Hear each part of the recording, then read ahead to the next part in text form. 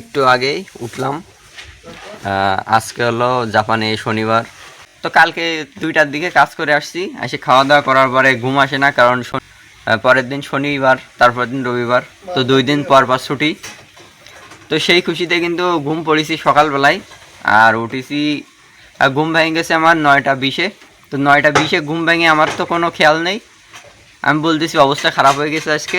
আর 9টা 20 বেজে গেছে, ক্লাসে যাব কখন? আমার 9টার থেকে ক্লাস শুরু। তো ভাবলাম 100% থেকে 99%-এ নামে আসবে অ্যাটেন্ডেন্স। তো তারপরে মনে পড়লো যে আজকে শনিবার, তারপরে একটু ঘুমালাম। আর এখন উঠলাম 12টা, এখন বাজে 12টা। মানে হালকা বুকের মধ্যে একটু ক্যাপে উঠলো যে দেরি হয়ে গেছে, এক ক্লাস মিস করে ফেলেছি এরকম। তো যাই হোক, এই হলো জাপান। মানে চারিদিকে খেয়াল রাখা লাগে, কাজ, অ্যাটেন্ডেন্স, খাওয়া দাওয়া, সব কিছুই খেয়াল রাখা লাগে। মিরুল সান আমার কাছে টাকা ধার চাচ্ছে এখন। এই যে 2 ইয়েন রয়েছে আমার খাটের নিচে, এই যে 2 ইয়েন ছাড়া দিয়ে আমার কোনো অপশন নেই। বালিশের নিচে তো ছিল, আর কোনো আমার কাছে টাকাই নেই। মানি ব্যাগটা চেক কর, একটা টাকা পাবি নেই।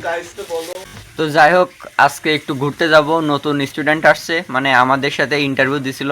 তো এই নেক্সট বার সিলেক্ট হয়েছে, পরের বার জুন জুলাইতে। তো তারা আসছে, তাদের নিয়ে একটু ঘুরতে যাব। তো তারা বলতেছিল যে আশপাশে ঘোরার জায়গাগুলোই নিয়ে যাইতে। তো এখন যাব, একটু পরে বেরোবো।